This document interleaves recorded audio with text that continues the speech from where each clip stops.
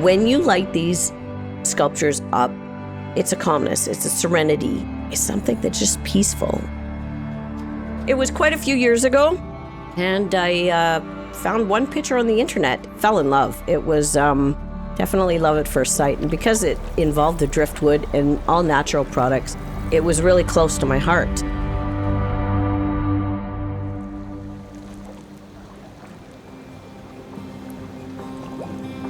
We'll start with the driftwood, and we go to different lakes. We do a lot of exploring on different lakes. We'd go out and explore, and I'd find pieces of driftwood.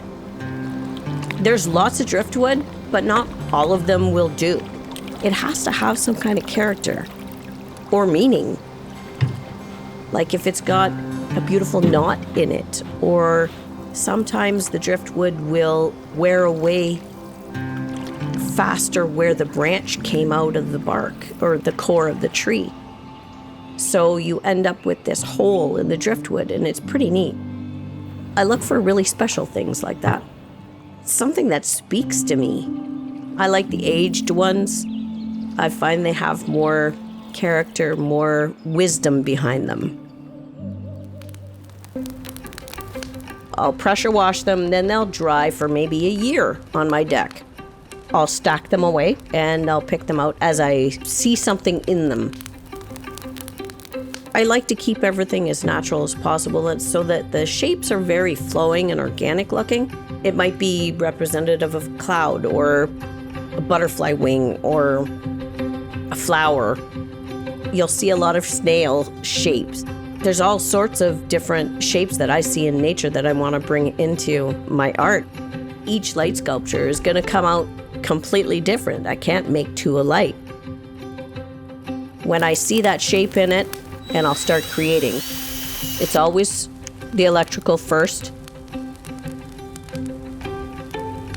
And then I start making the frame. So I'll drill into the driftwood to place the reed.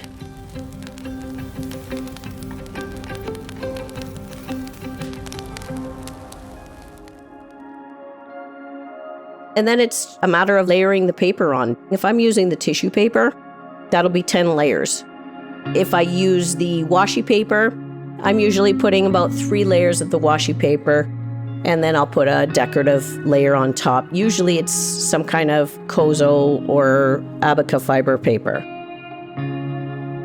And I tried to keep my papers as natural as possible as well.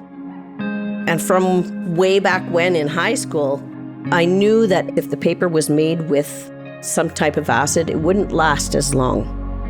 So I wanted to go with an acid-free paper and keep my glue as natural as possible, and then it could be handed down for generations.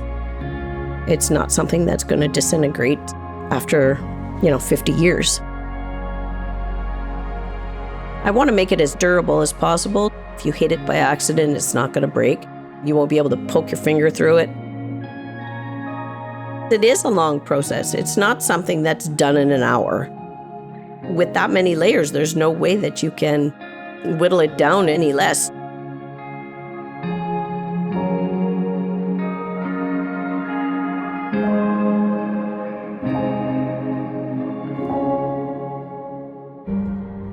For me, it's getting that creativeness out.